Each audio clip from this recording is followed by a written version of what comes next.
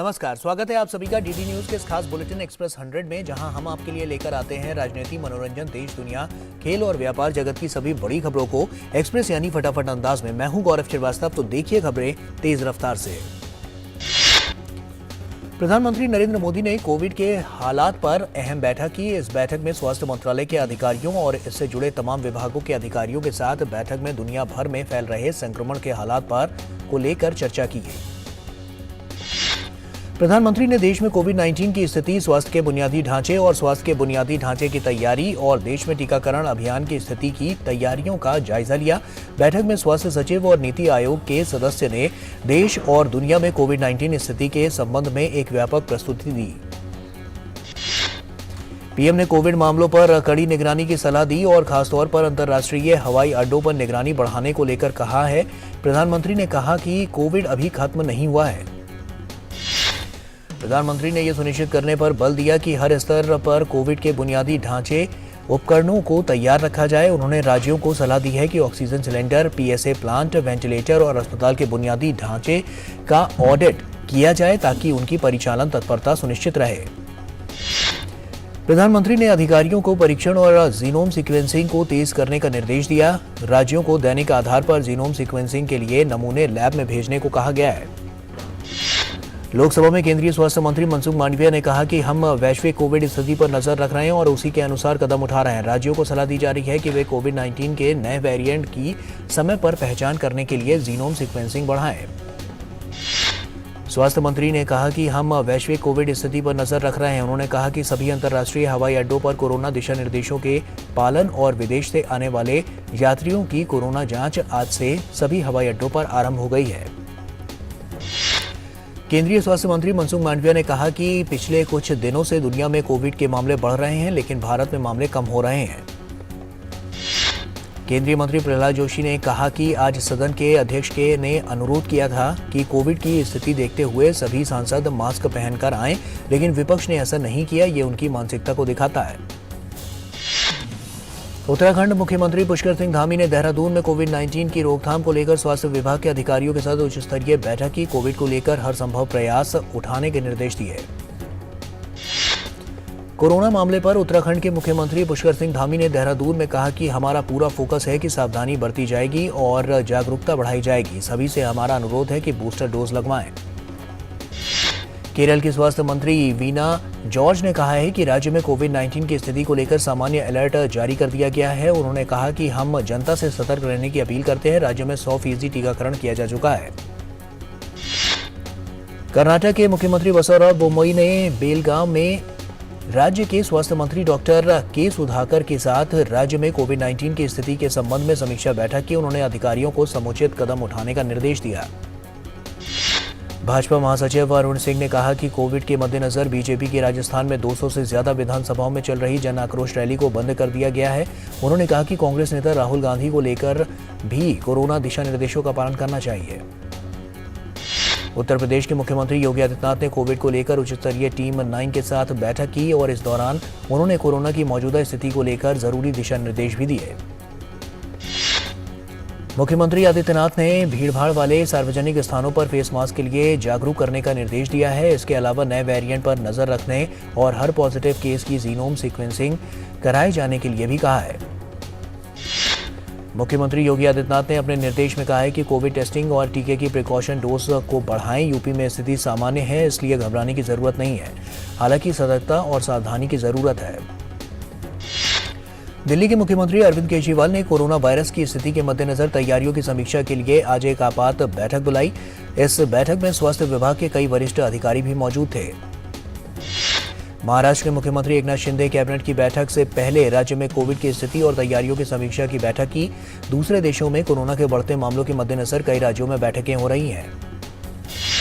स्वास्थ्य मंत्रालय ने कोविड-19 के XBB संस्करण के बारे में सोशल मीडिया प्लेटफॉर्म पर फैल रहे संदेश को झूठा और भ्रामक करार दिया है। मंत्रालय ने एक ट्वीट में कहा है कि कुछ व्हाट्सएप समूहों में कोविड-19 के XBB संस्करण के बारे में प्रसारित एक संदेश फर्जी है। मंत्रालय ने लोगों से फर्जी संदेशों पर ध्यान न देने का आग्रह किया है। संसद के शीतकालीन सत्र में आज दोनों सदनों में चीन के मुद्दे पर चर्चा की मांग को लेकर विपक्ष ने हंगामा किया, जिसके चलते दोनों सदन बाधित हुए। राज्यसभा में विपक्ष ने दिन भर के लिए सदन का वॉकआउट किया। राज्यसभा में विपक्ष द्वारा चीन के मुद्दे पर हंगामा करने पर नेता सदन पीयूष गोयल ने कहा कि पहले भी तमाम घटनाएं हुई हैं, लेकिन कांग्रेस की सरकारों ने कभी जवाब नहीं दिया। हमारे रक्षा मंत्री और विदेश मंत्री ने विस्तार से इस मुद्दे पर जवाब दिया है। केंद्रीय मंत्री पीयूष गोयल ने कहा कि राजीव गांधी फाउंडेशन के जरिए 1 करोड़ 35 लाख चीनी दूतावास से मिला है, इसलिए कांग्रेस हंगामा कर रही है। संसदीय कार्य मंत्री प्रहलाद जोशी ने विपक्ष पर आरोप लगाया कि विपक्ष के नेता सदन में मर्यादा के अनुरूप व्यवहार नहीं कर रहे हैं। वहीं नेता विपक्ष सदन में चीन के मुद्दे पर चर्चा की मांग को लेकर अड़े रहे। राज्यसभा में बिहार के मुद्दे पर सदन के नेता के कथित बयान को लेकर विरोध कर रहे सांसदों को जवाब देते हुए नेता सदन ने कहा कि उनका मकसद किसी को दुख पहुंचाना नहीं था, लेकिन फिर भी मैं अपना बयान वापस लेता हूं। विदेश मंत्रालय प्रवक्ता अरिंदम बागची ने कहा है कि हम चीन में कोविड की स्थिति पर नजर रख रहे हैं। हमें अभी ट्रैवल एडवाइजरी जारी करना है, लेकिन लोगों को स्थानीय दिशा निर्देशों का पालन करना चाहिए जहां वे रह रहे हैं। विदेश मंत्रालय प्रवक्ता अरिंदम बागची ने कहा है कि भारत चीन कोर कमांडर स्तर की 17वीं दौर की बैठक 20 दिसंबर को चुशोल मोल्दो में चीनी पक्ष द्वारा आयोजित हुई थी। दोनों पक्षों ने पश्चिमी क्षेत्र में एलएसी के साथ विचारों का आदान प्रदान किया। अरिंदम बागची ने कहा कि दोनों पक्ष पश्चिमी क्षेत्र में जमीनी स्तर पर सुरक्षा और स्थिरता बनाए रखने और सैन्य और राजनयिक चैनलों के माध्यम से बातचीत बनाए रखने और पारस्परिक रूप से स्वीकृत संकल्प पर काम करने पर जोर दिया। उत्तर भारत के अधिकतर हिस्सों में कड़ाके की ठंड ने आम जनजीवन को प्रभावित कर दिया है। वहीं यूपी, दिल्ली, हरियाणा और पंजाब में जगह जगह घने कोहरे के कारण शीतलहर जारी है। ठंड से बचने के लिए कई जगहों पर लोग आग तापते नजर आए। इसके साथ ही विजिबिलिटी कम होने से यातायात भी प्रभावित हुआ। कोहरे के कारण सुबह के समय सड़कों पर गाड़ियों की आवाजाही कम हो गई है। मौसम विभाग का कहना है कि पंजाब, हिमाचल, हरियाणा, चंडीगढ़, दिल्ली और उत्तर प्रदेश के अधिकतर इलाकों में घना कोहरा जारी रहेगा। दिल्ली में अगले 5 दिन के दौरान न्यूनतम तापमान 5 डिग्री सेल्सियस के आसपास रहने का अनुमान है। केंद्रीय मंत्री नारायण राणे के बेटे और बीजेपी विधायक नितेश राणे ने भी जमकर आदित्य ठाकरे और उद्धव ठाकरे पर निशाना साधा है। उन्होंने कहा कि दिशा सालियान और सुशांत सिंह मौत मामले में आदित्य ठाकरे का नार्को टेस्ट करवाना चाहिए। नितेश राणे ने कहा है कि आज वो मुख्यमंत्री एकनाथ शिंदे और उप मुख्यमंत्री देवेंद्र फडणवीस से ये मांग करेंगे कि दिशा सालियान की मौत के मामले को दोबारा खोला जाए और उसकी फिर से जांच करवाई जाए। राणे ने कहा कि 8 और 9 जून की रात में क्या हुआ था, उसकी जांच की जानी चाहिए। दिल्ली नगर निगम के महापौर, उप महापौर और स्थायी समिति के 6 सदस्यों के लिए चुनाव दिल्ली नगर निगम की पहली आम सभा की बैठक में किया जाएगा। वहीं दिल्ली नगर निगम की पहली बैठक का आयोजन शुक्रवार 6 जनवरी को सुबह 11 बजे किया जाएगा। चुनाव के लिए नामांकन दाखिल करने की अंतिम तिथि मंगलवार 27 दिसंबर को है। इस संदर्भ में नामांकन निगम सचिव के कार्यालय में किसी भी कार्य दिवस में सुबह 11 बजे से शाम 5 बजे तक दाखिल किए जा सकते हैं। पंजाब के तरनतारन में भारत पाक सीमा पर बीएसएफ जवानों ने पाकिस्तान के ड्रोन को मार गिराया। आज तड़के जवानों ने ये ड्रोन फॉर्म 3 से बरामद किया है। उत्तराखंड के मुख्यमंत्री पुष्कर सिंह धामी ने देहरादून में पुलिस मुख्यालय में उत्तराखंड पुलिस मंथन चुनौतियां एवं समाधान थीम के तहत पुलिस सप्ताह का उद्घाटन किया। उन्होंने कहा कि हमारा प्रयास जीरो क्राइम का होना चाहिए। उत्तर प्रदेश के नोएडा में स्पेस डिजाइनर इंटरनेशनल में आज आग लग गई। स्पेस डिजाइनर इंटरनेशनल की 5वीं मंजिल पर आग लगी थी, जिस पर काबू पा लिया गया। कर्नाटक के बेलगावी में पंचमसाली लिंगायत समुदाय अधिक आरक्षण की मांग को लेकर पदयात्रा की, जिसमें काफी संख्या में लोग शामिल हुए। दिल्ली में 26वां दिल्ली पुस्तक मेला आरंभ हो गया है। आईटीपीओ के सीएमडी प्रदीप सिंह खरोला ने मेले की विधिवत रूप से उसका उद्घाटन किया और इस बार मेले में प्रवेश निःशुल्क रखा गया है। 26 दिसंबर तक चलने वाले इस मेले में करीब 100 से ज्यादा प्रकाशक और पुस्तक विक्रेता हिस्सा ले रहे हैं। हॉल नंबर 3 और 4 में पुस्तक प्रेमियों को एक ही छत के नीचे नवीनतम पुस्तकें खोजने और खरीदने का मौका मिलेगा। दिल्ली पुस्तक मेले में निजी प्रकाशकों, सरकारी प्रकाशकों के अलावा अकादमियों की पुस्तकें भी यहां पर देखी जा सकती हैं। कई विश्वविद्यालयों की ओर से यहां संगोष्ठियों का आयोजन भी किया जाएगा। दिल्ली की तिहाड़ जेल के पूर्व डीजी संदीप गोयल को निलंबित कर दिया गया है। गैंगस्टर सुकेश ने पिछले महीने संदीप गोयल गंभीर आरोप लगाते हुए उन्होंने 12.5 करोड़ रुपए दिए जाने की बात कही थी। भाजपा सांसद जगदंबिका पाल ने कहा कि सार्वजनिक वितरण प्रणाली से देश के 80 करोड़ लोगों को कोरोना के दौरान फायदा मिला। उन्होंने कहा, वन नेशन वन कार्ड के तहत इसमें भ्रष्टाचार से मुक्ति मिली है। कांग्रेस महासचिव प्रियंका वाड्रा के पति रॉबर्ट वाड्रा और उनकी मां मॉरीन वाड्रा को बड़ा झटका लगा है। अदालत ने बीकानेर में सरकारी जमीन की खरीद फरोख्त में हुई धोखाधड़ी की प्रवर्तन निदेशालय द्वारा की जा रही जांच को रोकने की याचिका खारिज कर दी। आफ्ताब के वकील ने जमानत अर्जी दाखिल की, लेकिन आफ्ताब ने अपने वकील को जमानत की अर्जी दाखिल करने की अनुमति देने से इनकार कर दिया। 90 दिन के अंदर पुलिस चार्जशीट दाखिल करेगी। नेपाल के सुप्रीम कोर्ट ने कहा है कि सीरियल किलर चार्ल्स शोभराज को जेल से रिहा किया जाएगा। नेपाल की अदालत ने साल 2010 में उम्र कैद की सजा सुनाई थी। नेपाल के सुप्रीम कोर्ट ने एक अमेरिकी नागरिक की हत्या के मामले में अंतर्राष्ट्रीय बदमाश चार्ल्स शोभराज को सजा बरकरार रखा था। इससे पहले उसे ये सजा जिला अदालत ने सुनाई थी। सुप्रीम कोर्ट में बीते 2 हफ्तों में केस निपटारे की रफ्तार 209% तक बढ़ी है और इनमें 2511 जमानत पाने और केस ट्रांसफर करने के लिए दायर की गई याचिकाएं भी शामिल हैं। कारोबारी सप्ताह के चौथे दिन गुरुवार को भारतीय शेयर बाजार में गिरावट दर्ज की गई। बॉम्बे स्टॉक एक्सचेंज का संवेदी सूचकांक सेंसेक्स 241 अंकों की गिरावट के साथ 60,826 पर बंद हुआ। एक छोटे से ब्रेक के लिए यहां पर रुक रहे हैं, जल्द लौटते हैं। REC unleashes the potential of energy. REC funds energy. Funding that catalyzes. Funding that inspires. Funding that transforms. For sustainability and reliability. For investment and development. Adding value every day in every way. This is what our energy is. This is REC.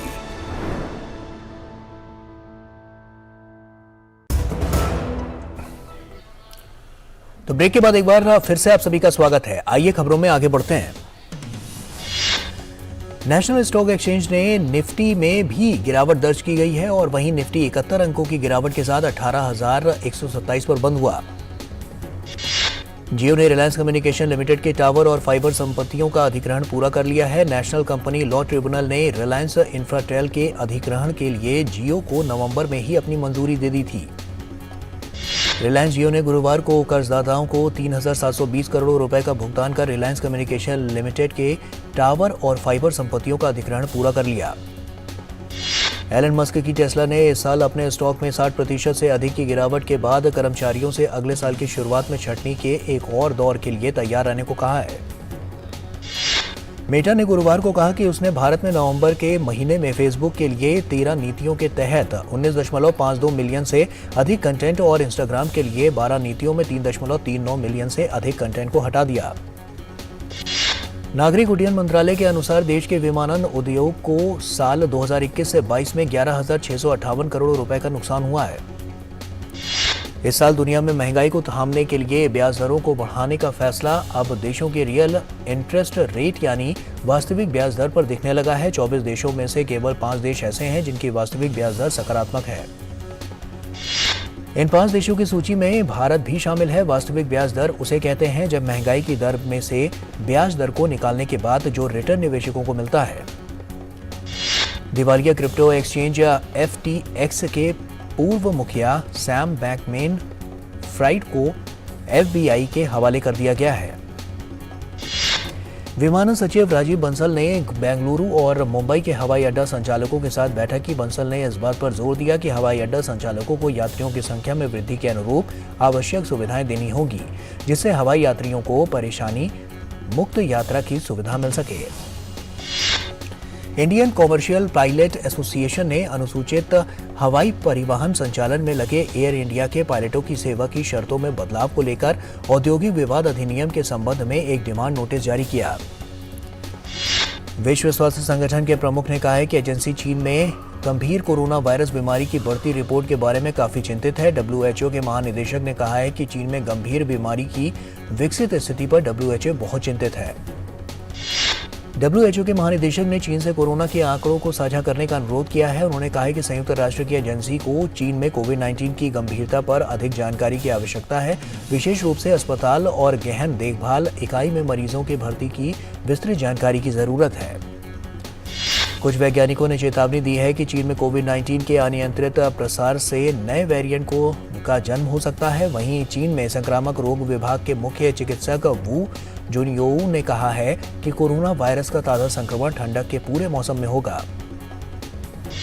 Japan में भी corona के मामले बढ़ने लगे हैं। Japan में प्रतिदिन corona के मामलों में बढ़ोतरी देखने को मिल रही है। जापान में एक दिन में 2 लाख मामले सामने आने के बाद कोरोना का खतरा और बढ़ने की संभावना हो गई है। जापान में बुधवार को कोरोना वायरस के आपको बता दें कि 2,01,106 नए मामले सामने आए हैं। मंगलवार की तुलना में यह आंकड़ा 15,412 केस ज्यादा रहा। अकेले टोक्यो में 21,186 नए मामले दर्ज किए गए। संयुक्त राष्ट्र सुरक्षा परिषद में बुधवार को म्यांमार में जारी मानवाधिकार संकट को लेकर पहला प्रस्ताव लाया गया, जिसमें म्यांमार की सेना जुंता से तुरंत हिंसा रोकने और हिरासत में रखे गए लोगों को छोड़ने की मांग की गई है।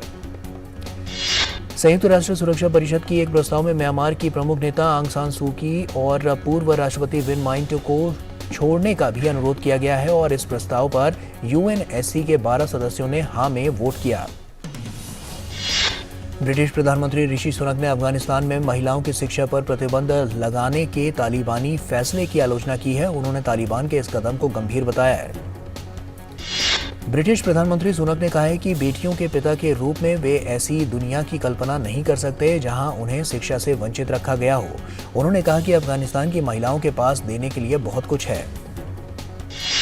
रूसी राष्ट्रपति व्लादिमीर पुतिन ने बुधवार को कहा कि पश्चिम समर्थित यूक्रेन में रूस अपनी सैन्य क्षमता का विकास करना जारी रखेगा। उन्होंने कहा कि रूस अपने परमाणु शस्त्रागार की लड़ाकू तैयारी को बढ़ाएगा। व्लादिमीर पुतिन यूक्रेन में अपनी सैन्य क्षमता बढ़ाएगा। राष्ट्रपति पुतिन ने सेना को परमाणु युद्ध की तैयारी को बनाए रखने और इसे विकसित करने का आदेश दिया। पुतिन ने नई जिरकॉन हाइपरसोनिक क्रूज मिसाइल के बारे में भी बात की। और अफगानिस्तान में तालिबान ने महिलाओं के विश्वविद्यालय जाने पर प्रतिबंध लगाने के फैसले को अंतर्राष्ट्रीय स्तर पर निंदा की जा रही है।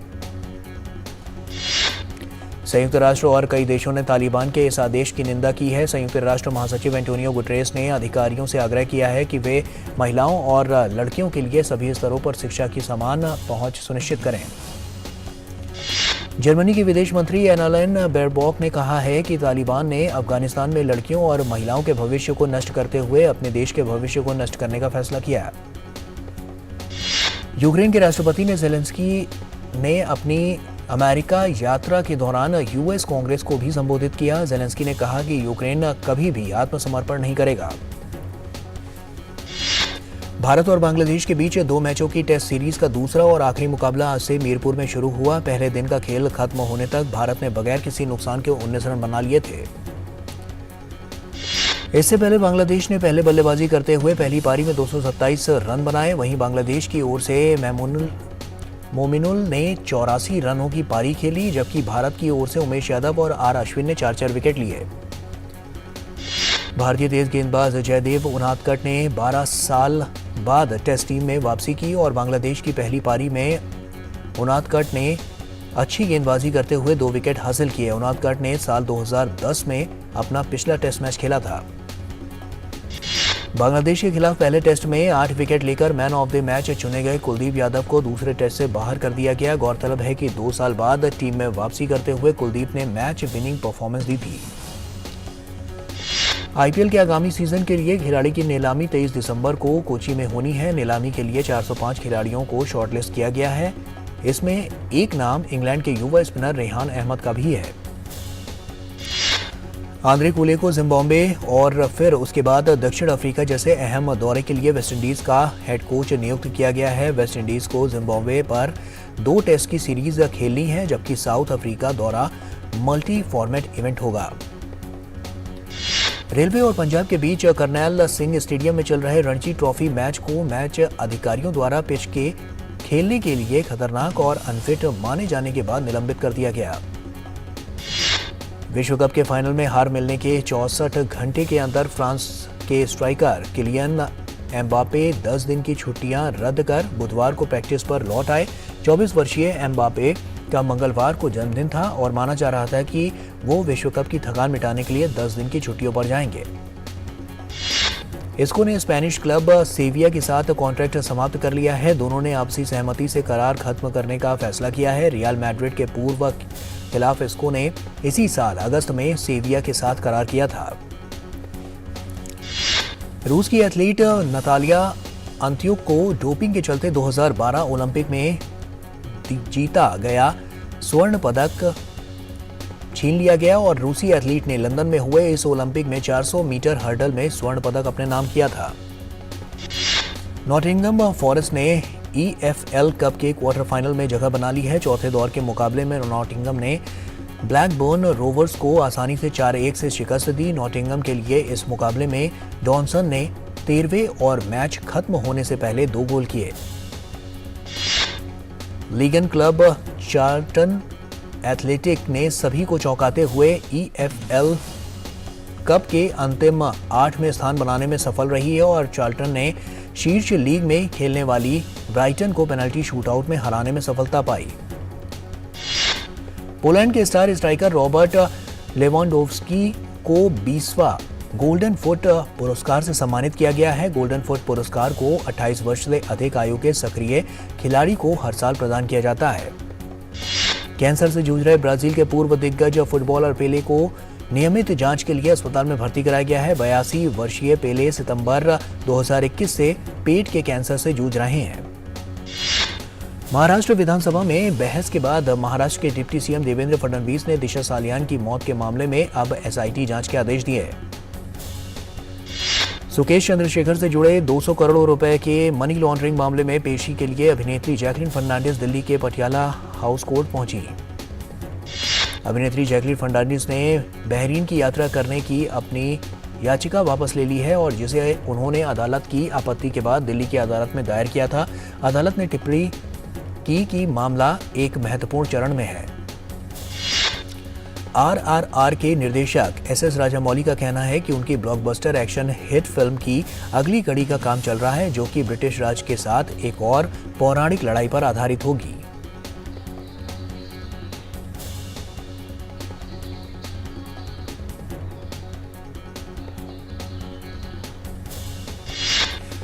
फिल्म फेयर OTT अवार्ड्स 2022 के लिए OTT की फिल्म 10वीं को बेस्ट फिल्म और अभिनेता अभिषेक बच्चन को बेस्ट एक्टर चुना गया है। समारोह में तमाम फिल्मी हस्तियों ने हिस्सा लिया। वहीं अभिषेक बच्चन को अवार्ड मिलने से सदी के महानायक अमिताभ बच्चन काफी खुश नजर आ रहे हैं। बेटे की इस सफलता पर अमिताभ बच्चन की खुशी का ठिकाना नहीं है। उन्होंने सोशल मीडिया पोस्ट के जरिए अपनी खुशी का इजहार किया है और साथ ही बेटे की पीठ भी थपथपाई है। फिल्म फेयर OTT अवार्ड्स 2022 में best supporting actor web original film का पुरस्कार अनिल कपूर को मिला है। कपूर को यह अवार्ड उनकी फिल्म थार के लिए दिया गया है। इसके अलावा सबसे लोकप्रिय OTT सीरीज में पंचायत सीजन 2 के लिए रघुवीर यादव को best supporting actor, Neena Gupta को बेस्ट सपोर्टिंग फीमेल एक्टर का अवार्ड मिला है। साथ ही बेस्ट एक्टर क्रिटिक्स मेल का पुरस्कार जितेंद्र कुमार को दिया गया है। SS राजामौली के निर्देशन में बनी फिल्म RRR को भारत सहित वैश्विक स्तर पर काफी सराहा गया है और अब इसने ऑस्कर 2023 की शॉर्टलिस्ट में फिल्म अपनी जगह बनाने में कामयाब रही है। फिल्म में दर्शाए गए नातू नातू गाने के लिए ऑस्कर्स में इसे शॉर्टलिस्ट किया गया है। नातू नातू सॉन्ग सर्वश्रेष्ठ मौलिक गीत की श्रेणी में शॉर्टलिस्ट किया गया है और इसके अलावा वहीं इस सूची में 14 अन्य गाने और भी हैं। और इसी के साथ एक्सप्रेस न्यूज में फिलहाल इतना ही। दीजिए इजाजत, नमस्कार।